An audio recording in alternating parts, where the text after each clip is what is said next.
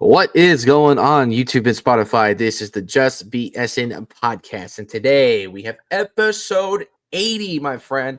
Wow. I literally didn't even realize that until we just hit record. Like, I wasn't even paying attention. We were going back and forth between what we were going to do for the show today, and I was like, oh shit, it's episode 80, man. We got 80 episodes deep. Dude. 80 already. Episodes. It's crazy, man. We've been doing this for almost, this October. Yeah. Yeah, this October would be almost 2 years. It would be 2 years. Actually, I think it would be September because I think we started. September, yeah. We started the start of football season. Yeah, pretty much. So, yeah. We are 80 episodes deep, and hopefully by football, it'll be probably around 100. So that'll be cool. And again, we're still, now we are less than a month away from the NFL draft starting. So we are getting there. Yeah. Now, I will warn y'all, we are not going to really discuss Browns at all today. We're going to do a mock draft at the end, but we are not going to discuss Browns because there's nothing to talk about. There's nothing else to discuss besides the draft. And to be honest, I am burnt the hell out when it comes to draft talk. I think a lot of us are because it changes every week. Now it's Travis fucking Hunter is the guy that everybody wants, which, again, I'm not opposed to him, especially if Kirk Cousins is the guy. But long story short, it is just too much, and I kind of need a personal break. I don't know about you. I'm sure you're totally with me on that. But yeah, the draft talk is just getting old. So no, it's getting far too old, dude. Like nobody, and we said this before. Nobody in this goddamn city can make up their mind on anything. I actually just saw a tweet of a guy saying, if we draft Abdul Carter, he better be an All-Pro every year he plays, whatever. I'm like, okay, we could say the same about Shador or Travis Hunter. Like, they're the number 2 overall pick. I actually think that was Jack that said that. Was it your boy? I think, or yeah. I didn't pay attention to the name. Let me see. I do remember him. Yeah, but he better be an All-Pro for multiple years. The way some have built him up on this app and refuse to even think about another prospect at the 2 pick. Yeah. So, he did make a fair point because there are guys that are very much against taking a quarterback at all, even in this draft. And I'm like, that's inevitable. That like that's gonna happen. It's just a matter of who and where. But there's guys that are even against Cam Ward. And it's ridiculous that people are that against a quarterback in this draft when it is a need. So regardless if you like the quarterbacks or not, dude, it's fucking inevitable. Stop being so dramatic about it. And there are a few guys that are literally in my head right now that I'm not going to discuss because I don't want to deal with it. But there's plenty of them like it, and I'm fucking tired of it. So again, we are not going to discuss much besides the mock draft that we do at the end, which is really just going to be us screwing around. But we will talk guards today, which we are going to start with, and then we'll move into some Cavs talk because the Cavs are getting closer and closer to the first seed in the East. So first things first, the Guardians, slow start. They're 2-4 right now. They have the day off after getting swept by the Padres, who are 7-0. So they are starting off hot. So it really wasn't that big of a loss or anything, but they did play pretty badly. The Guardians looked very much human, and pitching, infield issues, hitting the ball a little, inconsistently. There is some issues. It's not major issues, but it seems like there are some guys that are going to take a little bit of time to really get into a flow, but it is a very long season, so it's not like panic time or anything. But what are some things that you have sort of liked from really anybody here? Like some guys that you've been like, okay, cool, like they're hitting it off great. And what are some guys that you were kind of like, oh, this could be a long year for them? Well, I think the most obvious of the best is Kyle Manzardo. From game one, this kid has been absolutely smashing the baseball. Raking. And most RBIs on the team was 7. Already has, 3 home runs on the year now. everyone was freaking out about the Josh Naylor trade. And don't get me wrong, Josh Naylor, I just looked at it because they're playing now. He has a hit in the game today, and he's batting like 300, but he always starts off hot. Yeah. Naylor always starts off hot. And the thing is, too, he made a massive defensive mistake yesterday because he fielded like a simple grounder and threw the ball over the pitcher's head. I saw that. So I was like, and that's why you traded him, because of defensive mistakes like that, because he does that all the fucking time. But I mean, he had a good showing at first base because I think he got his first time at first base yesterday, and he looked really good as a first baseman.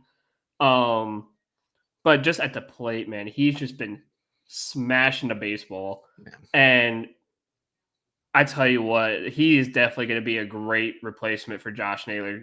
Like, the way he's patient at the plate, the way he just waits for a good pitch and just absolutely obliterates it when he gets it. It's amazing. Other guys, especially against left-handed pitching too. Yeah, and that was the big worry for everyone. Was like, can he hit lefties, whatever? And he is demolishing lefties. I think 2 of his 3 home runs, if not both, or all 3, have been off of lefties, if I'm not mistaken. Yeah. So, hey, if you need a lefty hitter against a lefty pitcher, Kyle Manzano's that guy, man. Yeah. Other great players. I mean, obvious ones out of the way. Stephen Kwan. I mean, we already know what he does, so we don't even have to talk about him. Right. Jose Ramirez, he got a wrist injury against the Royals. Comes back game 1 against the Padres, smokes a home run. He has like 3 hits in that game too, I think. Yeah, and he had 3 hits that game. So I was like, okay, Jose's back to normal. So that, again, we don't have to talk much about that one. Another big shout out to Gavin Williams. I know he had an awful year last year, from coming back from injury and not pitching the best to going into spring training, turning everything around and coming back in here. And I watched this guy on YouTube, and his name is Draft Neck Mark. And he's a baseball YouTuber, very, very, very knowledgeable about baseball. Knows every player on every team, like the back of his hand. Like, it's crazy. But he did a hot take video, and his hot take for the Guardians was Gavin Williams will receive a few Cy Young votes this year. Yes, 100%. I'm in that boat. I've been in that boat since day one. So have I. He has all the damn potential. Yeah, I was like, he said Tanner Bybee and Gavin Williams will both get Cy Young votes this year, and I said I 1,000% agree. Like those two, when we play, those two are going to be untouchable. Like, and it makes me so excited because it's like, oh, finally, like, it's almost like a guaranteed win, right? When those two are up to pitch. Some stinkers, obviously, Luis Ortiz. Now, I've mentioned this before. I think it was last episode that he usually has a very slow start to the year. Then he turns it around, because I think last year with Pittsburgh, he started off like the first few games just awful. Finished off the year with like a 3.30 ERA. Like completely turned his season around. So I don't know if it's just a new team and it's a new environment, a slow start. Like, it could happen. But if he doesn't fix anything soon, then obviously something's got to change. Maybe send him down to AAA, let him get that confidence back. Yeah. Again, Logan Allen's another one who, I'm not, I think it's just him playing against a very, very good top-heavy hitting team like the Padres, and I think that's an awful game to get your first start in. Absolutely is.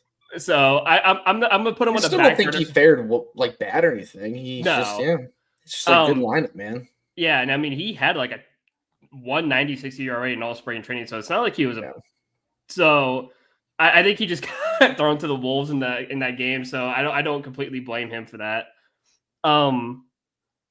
Lane Thomas, but that's just Lane Thomas. He always starts off slow, gets hot towards like May, June, and whatnot. So I'm not gonna fault him for a slow start. It just happens.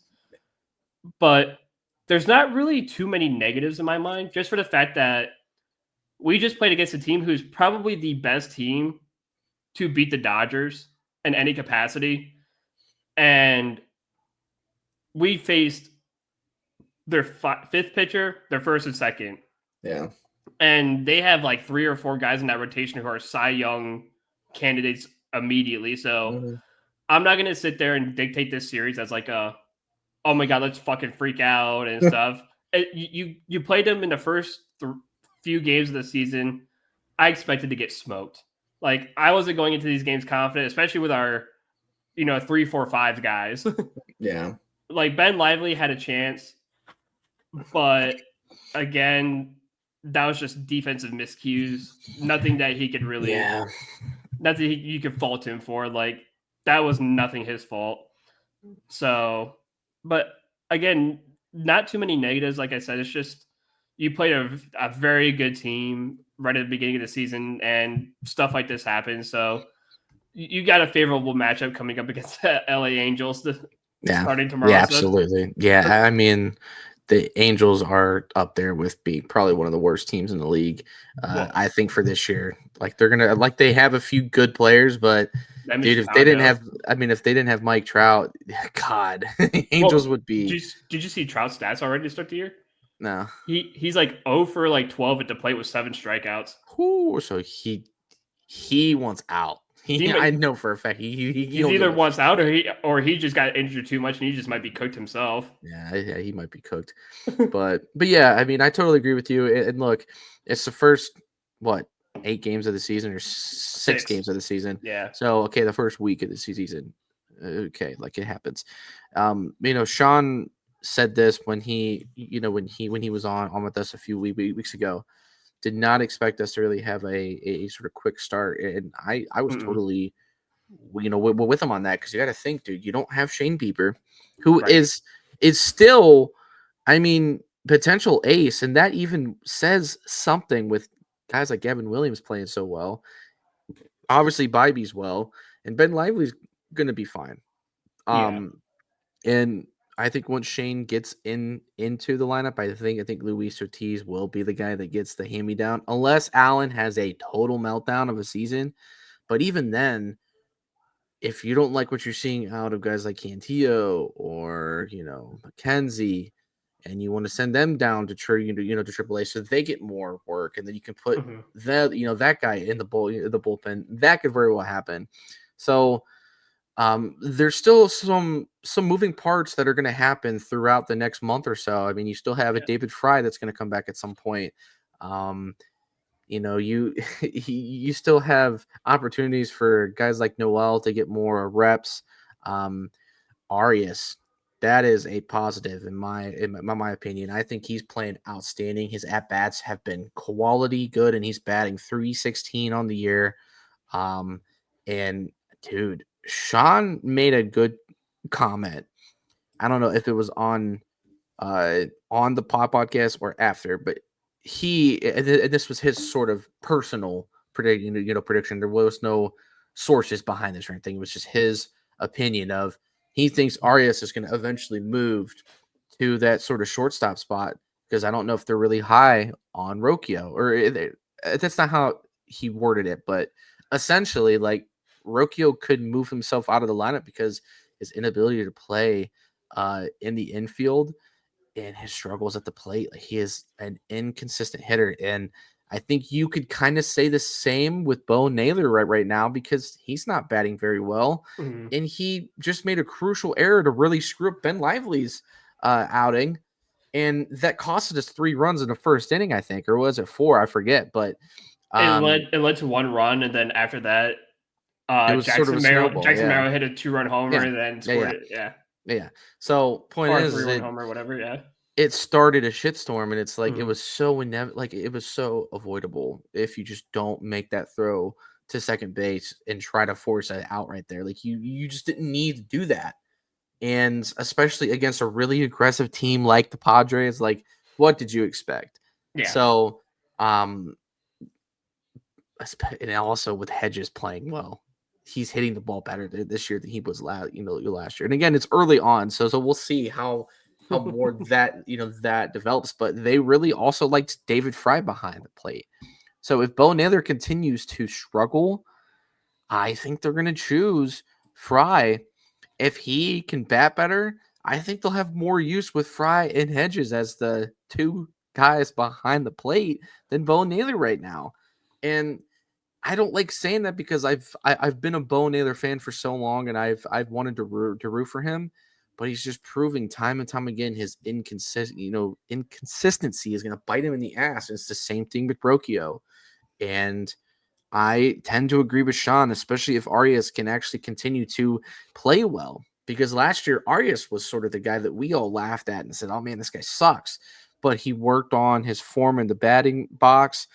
His swing looks better. He's playing with more confidence.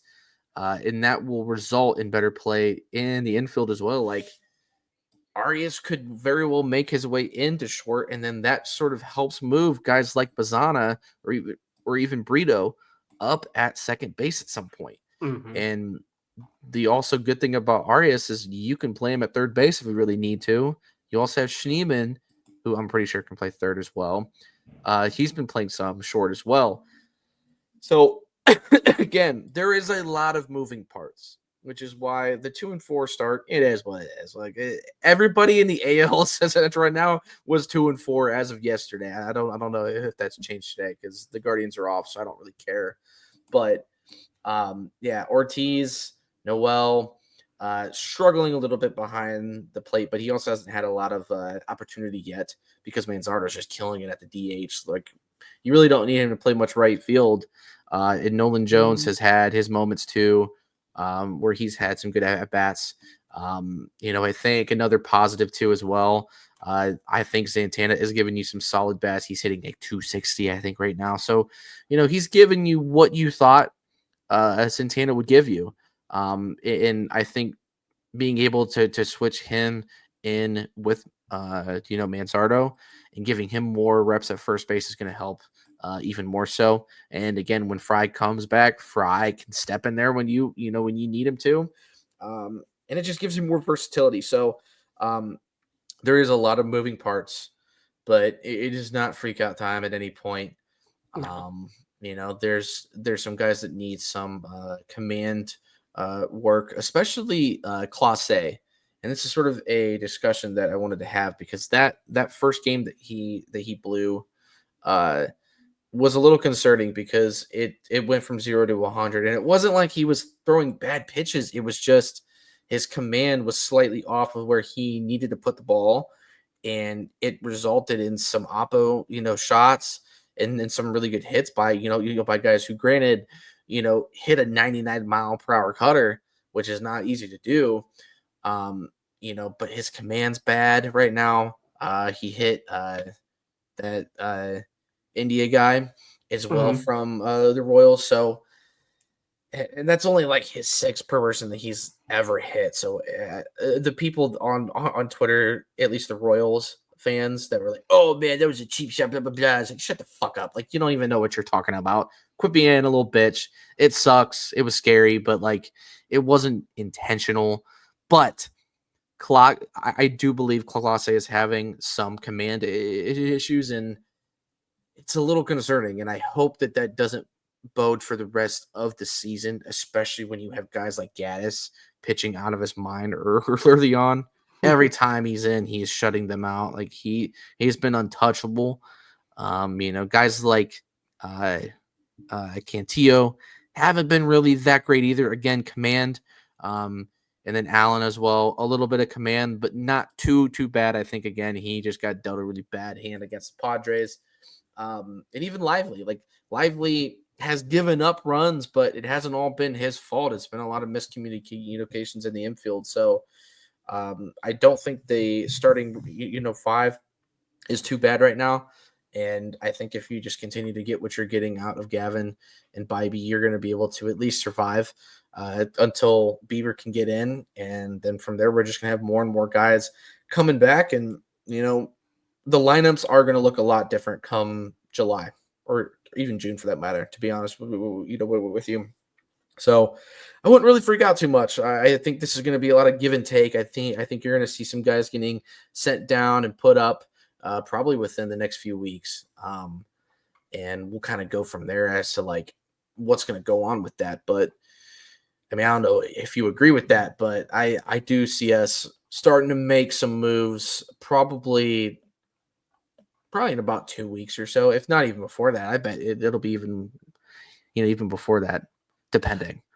Yeah, it really all depends. Because again, you're picking who is not obviously not playing well, and you're just kind of replacing someone with that guy. I mean, You could easily replace Ortiz or Allen or someone with like Doug Nikhazy from AAA, who had a solid outing in his first minor league start this year. He had struck out like 7 people, gave up 2 runs, but those 2 runs were off of homers. But he still struck out 7, went like 6 innings, and got the win. So there's guys definitely in AAA right now who are definitely working their asses off to make their way to the team. Yeah. And we saw what happened last year when guys did that. The Guardians played really well because those guys were fighting. Yeah. So that's what you get when you play for a team like Cleveland. It's do or die. It's either you play really well and you fight your ass off, or you get sent down. Because in reality, we're not going to spend a ton of money, because I know a lot of people are saying, well, the Guardians are the 7th richest team in the league, or like they have the 7th richest owner in the league. Right. But it's not going by how rich the owner is. It goes by payroll, and payroll's based off of attendances and ticket prices and so many different factors of that. And we're like bottom 4 in the league. So I don't know why people think this is like MLB The Show, where you could just make outrageous fucking deals for the best players for like 2 years, $1 million minimum, and you got Shohei Ohtani on your team. Whoa, like this ain't that. Like you have what you have, and you deal with what you deal with. And the Guardians have always had one of the best farm systems in baseball. They're always one of the best teams at developing talent. Yeah. So when it comes down to it, I'm not concerned with where we're headed. And for the people who are freaking out, look back at 2016. The Guardians started off the season 2-4 in the first week of the season. Right. And we ended up in the World Series. So shut the fuck up and stop freaking out. Okay? Because in reality, which team in this division is better than us? The Twins just got their asses kicked by Houston. They're now 2-5. Chicago's obviously just going to Chicago. Kansas City looks nothing like they did last year with the same roster. They look worse. Like a lot worse. Yeah, the Twins suck, obviously, too. The Twins suck. And like I said, and Sean reiterated it too, with the Royals, all they have is Bobby Witt, Salvi Perez, and Vinny Pasquantino, and those are the only guys on that. And Jonathan India, I'll include him because he could hit. Yeah, those are the only 4 guys in that lineup that can hit. Everyone else on that team sucks. Yeah, their defensive play sucks. Oh yeah, dude, their outfielders are awful. Their infielders were making some mistakes, but yeah, they don't have a lot of hitting. They don't have. The thing that saved them last year was their pitching, and even then, their pitchers are starting off awful. Yeah. So the Twins are the Twins are falling apart. The Royals are falling apart, and that leaves Detroit. Detroit's again struggling really hard too at the start of the year. Again, it's the same usual suspects. Riley Green, obviously he rakes because it's Riley Green. He rakes. Right. Kerry Carpenter, he rakes. And then you got one other guy who rakes, and then their team sucks. Tart Skubal looks awful to start the year. Yeah. He looks really, really bad after winning a Cy Young. Like, I think his ERA is like 7.8 or something. He only has like 3 or 4 strikeouts on the year, and he's given up so many hits. Right. He looks hittable. Because when he's one of those guys where he just throws it over the plate, it just gets smashed. I mean, ask Lane Thomas. It's like this division is the most winnable division out of all the divisions in baseball. Yeah. And you're freaking out over the first week. It's mind-boggling. You have the Angels coming up tomorrow, and then you have the White Sox to start your home series. Those are games those are 6 games that you could probably sweep. Yeah. And get yourselves to what, 8-4 while everyone else struggles? Yeah. Cool. Like now you're ahead of everyone by 6 games. and you're back to where you were last year. Yeah. And to start, you got Gavin starting tomorrow. You got Bybee on Saturday, and you got Ortiz on Sunday. But you're facing Ian Anderson, who has an 18 ERA to start the year. 18. The second guy who's pitching, he's like probably one of the better pitchers. He's got a 3 ERA, and I think the first guy, Soriano, I think he's another solid guy. But again, you have a hitting lineup. They don't. Yeah. So as long as you get some kind of lead on them, they're not going to catch you. Unless Mike Trout turns back into old Mike Trout and just starts raking. Yeah. I don't see that happening anytime soon, apparently, because his stats are awful. I mean, he still leads the team in RBIs, but it's only 5, and he's got 1 home run. He's batting like 150 or something. 140. Yeah, he's 140. Where Manzardo's got 7 RBIs and batting 250. And he's got 3 home runs. So it's like there's a pretty significant difference there. But yeah, I'm not too concerned about the guards at all. It's such a long season. Like, it's hard for me to get like truly mad when it comes to baseball, because I just understand how long the season is. Mm-hmm. And when it really matters, it only really matters like once you're getting towards like June or July is when things are like, okay, like you have a decent feel about where your team is at. But again, our lineup is going to change significantly, probably by All-Star break, if not after. So again, as I've said, like, you don't know where this team's really going to be until sometime probably July. I would say is when you're going to see this team sort of hit their stride with their guys, barring any setbacks or any possible injuries. So hopefully everything goes well with with the guys that are getting back.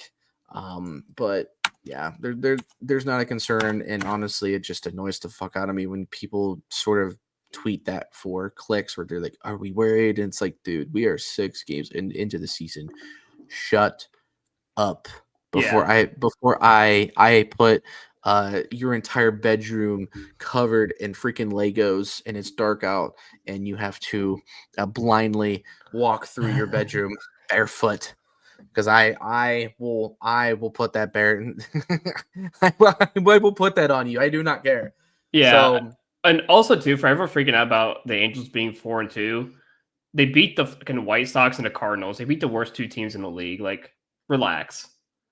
Because I've seen that on Twitter too. It's like, well, the Angels are 4-2. They're actually putting it off to a hot start. Yeah, when you play the Chicago White Sox, yeah, I was anyone say they started. Yeah, no shit. And then they played the Cardinals, who literally just traded everybody away, and they're about the same boat as the Chicago White Sox. So you're really concerned about a team that played the 2 worst teams in the league, and they're the 3rd worst team in the league? Like, let's chill the fuck out, all right? Yeah. So yeah, it is what it is, but that's what you're going to get around these parks. Yeah. But that's pretty much all I got for guards talk. Just really not too much more to discuss. Again, it's so early on. There's no point in getting too worked up about it. So yeah, we slow start. It's going to happen. So yeah, we're moving on to some Cavs talk. So again, as I said at the very beginning of the pod here, the Cavs are now the magic number for them to win the East is 2. As we defeated the Knicks last night, the Celtics lost to the Heat last night, which is pretty funny because we've beaten the Heat the last like 2 or 3 times that we've played them. So I guess beating the Heat isn't for everybody, because the Celtics suck, but so do the Knicks, because the Knicks blew an 18-point lead on us last night. We started the game pretty poorly, especially the first quarter. I think we got it down to like 7 points at halftime. And then the Cavalanche started. And from there, the Cavs sort of outscored the Knicks 71-45 in the second half. And really the fourth quarter is where things started to pop off for us. We started getting a good lead, and it just really didn't let up. Now they were without Brunson, which does help in our endeavor, but the Knicks haven't been able to beat us. They haven't been able to beat the They haven't been able to beat Boston, and they have not been able to beat OKC. Basically, they can't beat any of the top teams right now.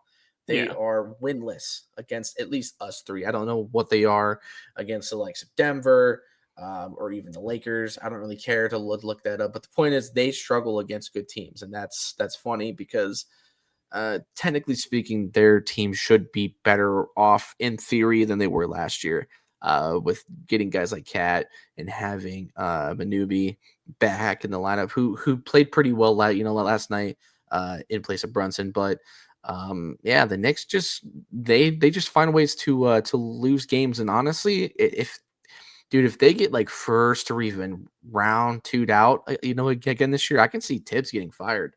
I could too. Because I honestly think that those players do not like the fact that they have to play 40 plus minutes under his system.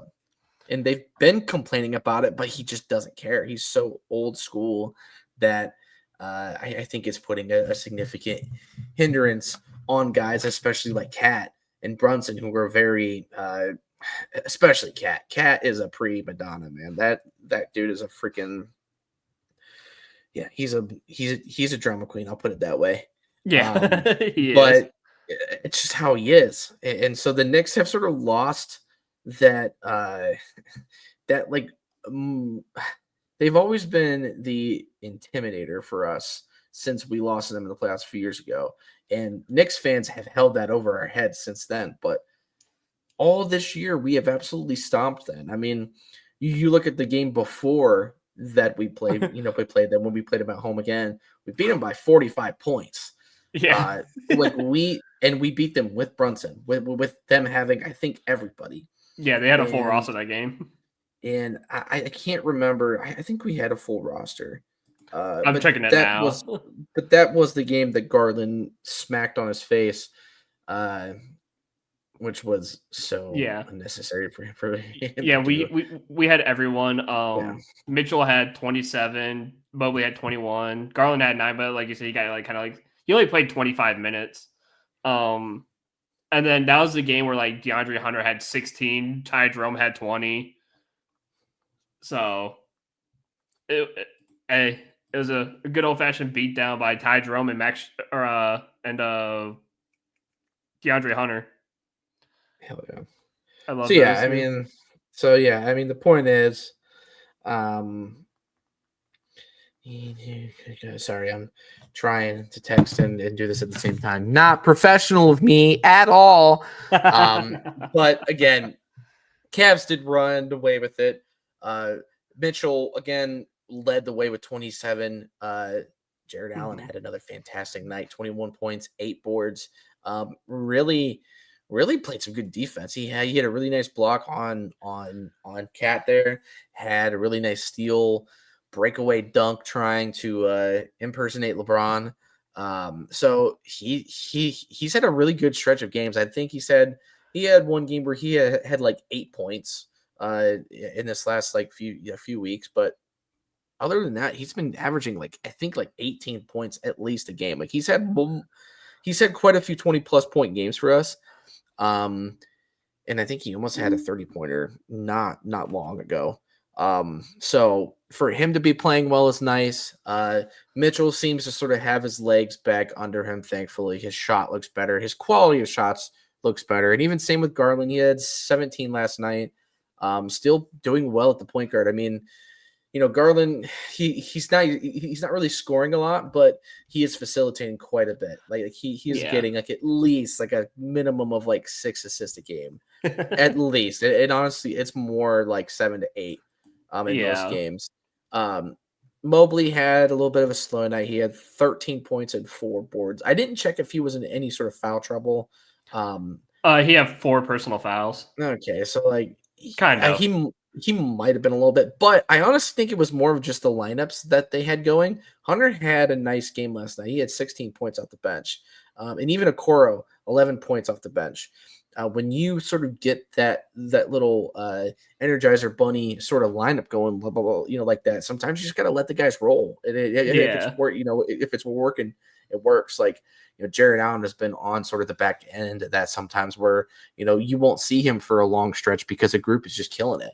and it's just sometimes it's just how the game flows. So not too overly concerned, but Mobley has had some pretty slow games over the last few weeks. Don't know if he's just sort of reserving himself. Could be. Who Could knows? I be, mean, yeah. again, we are 2 games away from locking the East. I mean, that is the literal magic number now that Boston lost, and I think they play the Suns. I think they play them either tonight or It's tomorrow. tomorrow. And then we play the Spurs at home tomorrow as well. We're on the road tomorrow. Fuck, we're on the road. God damn it, dude. I'm getting so tired of being on the fucking road. We're on the road, though, and then we immediately come back. Yeah. So, but the good thing is the Spurs are absolutely cooked. They're honestly trying to tank at this point. Like they are literally trying to tank. It's like Philadelphia, like Philadelphia. They just shut down Maxey now after Embiid just got shut down. Which hot take, I think Embiid should go ahead and hang up the shoes because his knee is never going to be good. Like dude plays like 2 games a season now. Yeah, and he's always going to have knee problems. He will always have them. He's literally bone to bone. Like he would have to have a whole ass knee reconstruction in order to even try to play, and even that would take him forever to get back to. I personally think Embiid should just hang it up. Like you're not going to be able to even play half a season, and you're going to be on a really bad sort of minutes restriction and stuff. Again, it's not that he can't play; it's just you can't play a full season, and he never will. So that's my hot take. So yeah, guys like them are starting to tank. The Kings are a decent team, but they're not outstanding, but they are pretty decent. I do think Zach LaVine has given them a little bit of life, and I think we play the Bulls after that, and then it's I think we have the Knicks again, and I know we have the Pacers twice. I feel like I'm missing one more, but so you got it. It's San Antonio tomorrow, Sacramento at home Sunday, Chicago at home Tuesday. Then we're on the road in Indiana on next Thursday, and then we're on the road to New York on next Friday, and then we're back home on the 13th for our last game against the Pacers. Right. So I think the goal is to let's just win these next 2 games. And if you win the next two games, and let's say Boston somehow flops against the Suns, then you're locked anyway. But you win those 2 games. The Bulls have been playing some better ball. They really have, because they are trying to fight for that last play-in spot. So the Bulls are playing for their season. We are not. So I think if you want to ruin it for them, fine. That's totally fine with me. I think you can sort of chalk up the Knicks to being a dub because the Knicks have just been awful against us. The Pacers are a solid team, and they are really good, especially on the defensive end. So I can see them splitting that, but hopefully at that point you won't even have to have starters in at all. Like you shouldn't have any starters in by the Knicks game, to be perfectly honest with you. That would be end goal. So lock up the East. That's all that matters. After that, sit everybody and basically just tell everybody, kick it back for the last week or 2, because the playoffs are the only thing that matters to me, and it should be the only thing that matters to them. Yeah. Even too, all the playoff spots are kind of locked in right now. Mm-hmm. I think there's a chance like Orlando can catch Milwaukee for that last 6th place spot, because they're, I would say 4 games behind, 5 games behind. So mathematically they could catch up to the Bucks. But other than that, the playoffs are live. Toronto through the Wizards are all eliminated. So the play-in is set and the playoffs are set, essentially. It's just basically the mix-up of who's going to be in what position for the play-in tournament. Right. So that's essentially what everyone's waiting on, is the positioning. But all in all, everything's set to go. The Cavs just have to worry about locking up the 1 seed. And if need be, if you want to, I have the kind of like the playoff bracket. Oh yeah, let's do that real quick. If you want to take a gander at that. Yeah, go ahead, pull it up. Just to see what's going on and what everyone has. I do know that it's currently Pacers and Pistons as like the 4 and 5, I think, in the East, which is going to be a great series. It is. Okay. Knicks Bucks. I could zoom in a tiny bit more.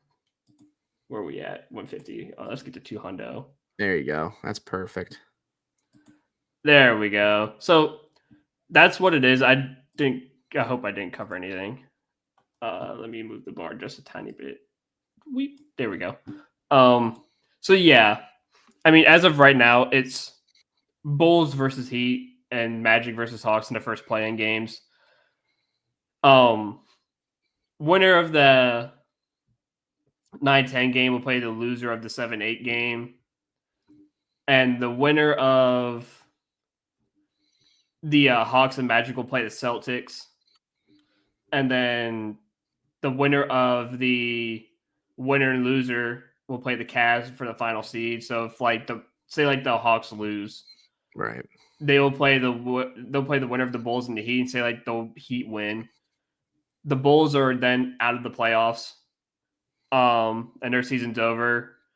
The who did I say would the Hawks lost? So the Hawks would play the Heat. The Magic will automatically go and play Boston, and then we would play the winner of the Magic and the Heat. So honestly, I'm cool with playing either one of those teams, like the Magic or like the Hawks, like the Heat, the Bulls. I'm cool with playing those teams. The team I would be more worried about is the Magic again, because the Magic I know can beat kind of just anyone, and so that's my only game that I kind of worry. But all in all, the Cavs could basically beat anyone in these playoffs. Yeah, they can. Absolutely. And again, the Knicks and Bucks are going to have to play the winner of the Celtics anyways. So I'm praying to God, like one of those teams just knock out the Celtics, or even just the fucking Magic, just knock them out in round one, so we can laugh at the Celtics fans, like, you guys can't even make it past the first round. Dude, I will say it is wild seeing the Rockets as the 2 seed in the West. From where they were the last couple of years, too. They're not. I mean, dude, even last year, I don't even think they were a playoff team yet. No, they were still like second to last or whatever in the West, and even the Lakers made a huge bounce back and came in third. And I mean, they had the 2 seed, and then LeBron got hurt, and it kind of screwed everything up because then Lucas sat out a game or two as well. They've had some pretty tough losses. Like they had that one, the buzzer beater against the Bulls that they had, I think, last week. So they've had some weird games, but also, that's a LeBron team for you. Also, take a look at the Western Conference playing tournaments. Look at the Clippers and the Grizzlies at both 44 and 32. And the Grizzlies just fired their head coach, by the way. That's the funniest part. Well, I'm laughing at that because 44 and 32 would make you the 5 and 6 seed in the East. Yeah. And that's why I've been saying I have a hard time believing that the Thunder are actually going to make it out of the West, unless they really do continue their sort of reign of terror. But dude, I'm looking at that 4 and 5 seed, matchup. That is going to be probably one of the better series, I think, in this whole playoffs. Oh, absolutely. Because Jokic is on a massive fucking tear. If it wasn't for Ja and OKC being as good as they are this year, Jokic would probably win his third MVP because he just had a 60-point triple-double the other night, a double overtime game. And he's been putting up triple-doubles like literally every night. His stats are nuts. And I think one of those two teams could actually beat the Thunder too. Yeah. I mean, and obviously even LA could. I don't know if the Rockets could. They are a high seed, but they're young. I can see them getting through the first. Although if they do have to play the Clippers, I think that it'll be a different scenario because the Clippers are built like a good team. I mean, they have good players when everybody's there and and healthy. But when you don't have Kawhi every night, it sucks. But when you have Kawhi, it changes that entire roster up like tenfold. But also another thing too, Anthony Davis is back for the Mavericks, and they're getting healthier. So that's why they're still in this push.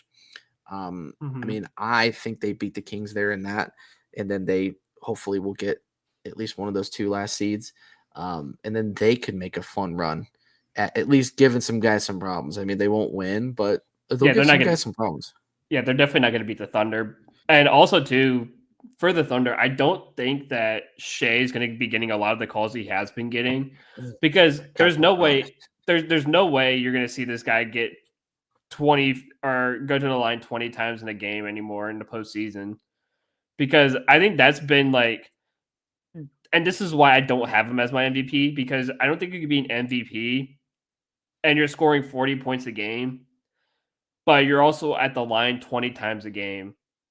And like half the time you're at the line, you weren't even fouled. So that's my main reason why I don't have Shea as an MVP winner. I think it should still go to Jokic, just because I think Jokic is actually just balling, and he doesn't go to the free throw line 20 times a game, Right. which makes his statistics a lot harder to achieve. Like when you're getting a 60-point triple double and you only go to the line like 5 times, 6 times. Right. That's ridiculous. It's stupid. And then he's sitting there just throwing up half court one handers off of a fucking Euro step and Yeah, just a Euro step. like, dude, just end the league at that point, because there's no one hitting a Euro step one handed half court shot like it's nothing. I do always think the funniest part about him is how Interested he is. interested he looks playing the game of basketball. Like, He fucking hates it. He hates it. He fucking hates it. He doesn't care to play, but he plays because he's so good. it's just so funny to me. I never see someone be so good at something you just fucking hate it. Right. Like, I fucking hate basketball, dude. I've never seen it. It's the funniest thing in the world. His interview after he won the finals about like, hey, you go to the parade? Oh, yeah. What is the parade? Thursday? No, I got to go home. Yeah. Like this. He's like, I just want to go ride my horses and like be, drink. Like that's all he wants to do in the off season. Like that's why he comes back fat. And he's still balling out. It's crazy. It's crazy that he was a second round pick. Dude, him and Luka both are just like major alcoholics, and they're just the best players in the league. Yeah. Well, yeah, because Luka's the same way, but at least Luka looks like he cares. Yeah. But yeah, they're both slow and lethargic, but they're so good. And I think that's just the European guys, man. They're fucking good. They're just the Serbians and Slovenians, dude. They're fucking insane. The Baltics. All right. Are you ready to do your mock draft? Yeah, I think so. Why not? All right. Let me go ahead and present my screen. Make sure I bring in the right one. Go ahead and bring me in here. Let's see. Yeah, let's bring you in. Add to the stage. Let's do it. All right. Are you the one that has to zoom in, or do I zoom in? You got to zoom in. Okay. How do I zoom in from here? So, what are you using? Are you using Google? Yeah, Chrome. So go to the 3 dots in the upper right corner. Yeah. And then you'll just see zoom. There we go. That's what I want. There you go. That way, it at least looks a little bit better. Yeah. All right. So again, as I said, the latest sort of trend has been Travis Hunter. So I think for the sake of this trend right now, let's just go with him regardless of what happens at QB at 2 and just let it ride, see what happens. Cool. So that's sort of the plan. Cool. Unless he goes first, which he won't.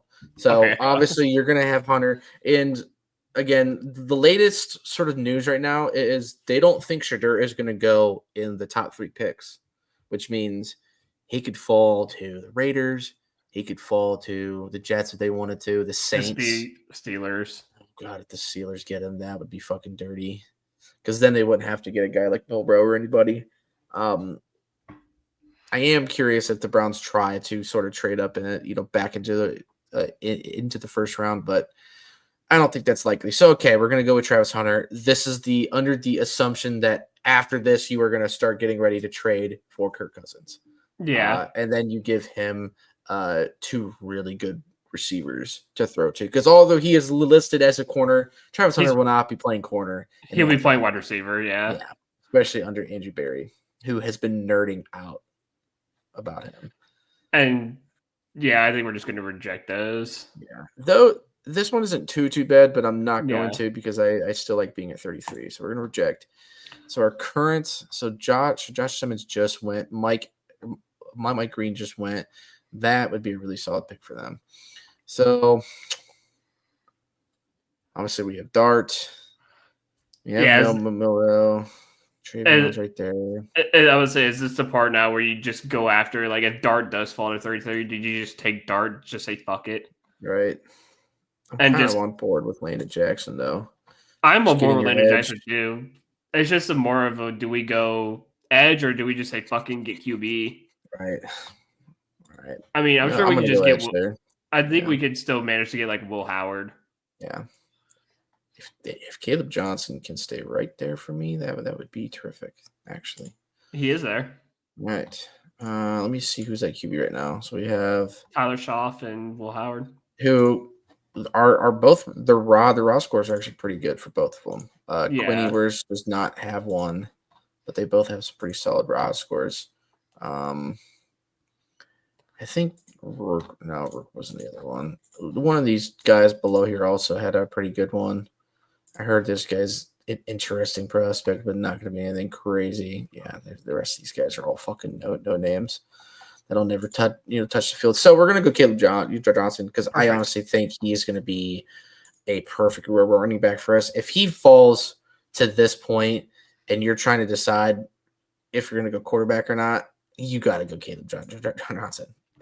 It's just, and again, this is with in mind thinking that you're going to get Kirk Cousins. Yeah. So we're not doing that. This is kind of enticing, but I'm going to still reject this. I'm just going to do what we got to do.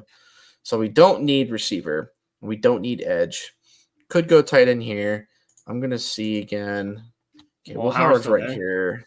I'm going to take Will Howard here. Yeah, now is the time you can just take him. Yeah. So Will Howard can be fine behind here. I actually don't mind this. I don't mind that either. I'm going to take go that. For it. 110 and 207. I only get to move back 2 more spots. Hey, you know what? I'll do that too. Fuck it. We're not going to keep going. God. All right. We're going to bounce ourselves out. So far we have receiver, edge, running back, and quarterback. So we have a decent bit of the needs that we need. So really we still need a defensive tackle and an offensive tackle. This Anthony Belton, really, really good. So we could go him. We could also go this Florida State guy. I don't really care for him. I know this guy's Ross is decent. Let's see who else. Oh, this guy's actually really good. We could take linebacker here and then try to get tackle later on. Let me see where tight end is right now. So I'm gonna be probably right around here to get tight end. I think both of these guys are realistic. Yeah. Especially if you don't go tight end. So you can go tight end a lot earlier. Like you can go tight end at like 94 and see if Will Howard falls to, your 104 or whatever the fuck we started at. But I like Luke Latchy a lot too. Yeah, me too. I think this guy did not score very well. He scored not that well. Okay, so it looks like the NC State kid is going to be good. I think this guy didn't have a Roz. There was one more guy that did pretty decent. Yeah, that was him. And this kid from Iowa State also scored pretty well. But I think I'm going to go tackle here. So we're going to go. He's going to be fine. I don't really care. So now we're going to 179. We still got 180, 192, and 200. So we still have plenty of picks in the top 200. Yeah, well, now we got back-to-back picks. Yeah. So this is probably where I'm actually going to take that safety. This is the guy that's got the almost Kitten Crawford. And then I'll probably, as long as Tyrod Robinson will fall to me, I'll probably take him after. So, oh yeah, that's right. We have back-to-backs. Yeah, that's why I did that shit. All right, so yeah, that's perfect. Those are 2 quality guys. Okay, so again. Safety's good. Tackle's good. Actually, both tackles are good. Quarterback's good. Running back's good. Edge is good. Could see this is probably where you're going to think about taking your tight end. Yeah. I could probably wait on tight end, though, quality-wise, because, Lasky is still going to be there. I don't quite think he doesn't have quite as good of a score. I think actually, they're both about the same. Let me compare. He's 6'5", 258. Concerns with passing offense, where this guy's athletic. Yeah, so okay, we're going to stick with Lasky, and we're going to pick him at 200. So now we have to decide what we do here. Do you want to go Let's see. linebacker? Actually, no, we don't want to go linebacker because there'll be more falling. Yeah. Could go Jake Myers. I would say any more like centers or anything offensive wise that we need. Do we go defense? But do we go more like a corner, safe, or I mean, I could go guard. D I could, tackle? yeah. I mean, I could double up on tackle. Could get another receiver later on. Yeah. You know what I am gonna do just to lock it? I'm just gonna take our tight end. Yeah. I don't see that as a bad option because now you can sort of decide, okay, what do you need left? So I think for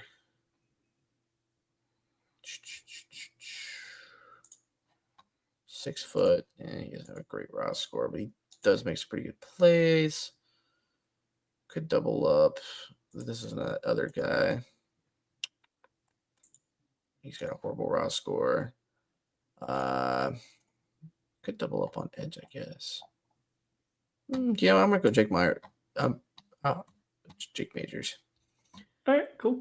I like that.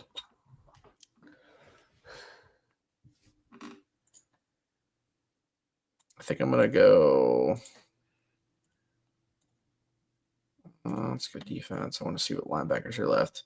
This has been the guy that I've been getting to like towards the end of the roster. He's fucking 6'1". Colin Oliver. Some people have been getting him too. He's fine. He's solid. And obviously even Cody says that Diamonds Raw is like all three of these guys are pretty good. I think this guy's also solid. Yeah. So those top four are solid. He's 6 foot, so he's all right. I don't think there was another guy that I ever worried about. Okay. So I think I'll pick linebacker last. Let's see what running backs are left. Okay.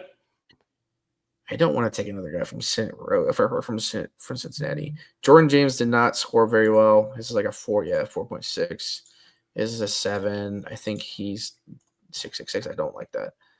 I don't like that at all. That scares me. The Clemson running back has more to his game than pure violence. He's patient, effective. I actually kind of like Tate trying to take a running back here. Donovan Edwards is there. Yeah. I'm going to actually pick this guy. 6 foot. Solid. Beast. All right. And then we're going to go our linebacker here. And I think I'm going to go Colin Oliver. And that'll be the draft because we gave away 255, which if we didn't, we would obviously have 255. Yeah. So as you guys can see, and I'll zoom in a little more so you guys can kind of see it better. There you go. Perfect. So yeah. Obviously, we took Travis Hunter too. That has sort of been the consensus that we're hearing right now. It's sort of between him and Abdul Carter. So it doesn't sound like Shadir is really in the mix at 2. Which, again, if the plan is to go Kurt, then I get that because if you take Shadir, it just kind of defeats the purpose. It defeats that purpose, and then at that point, you might as well roll it with Sanders. So, if you go Travis Hunter here, I do think it gives you a little more balance and being able to really get some quality guys at this top part of this draft. So getting a Landon Jackson, who is still one of the better DNs in a very deep DN class. Caleb Johnson is obviously a top, I think, 4 running back guy. In this draft, and that again says a lot with this draft being so deep. I mean, you still have guys like Giddens, Devin Neal, Cam Scatterbo, and many other guys that are really, really solidly scored. And then you get your guy Will Howard. If you get a guy like Kurt, Will Howard can sit back for a year or two, learn, develop. And it could be a guy that Stefanski falls in love with and just lets him do his thing, and he develops himself into a good quarterback.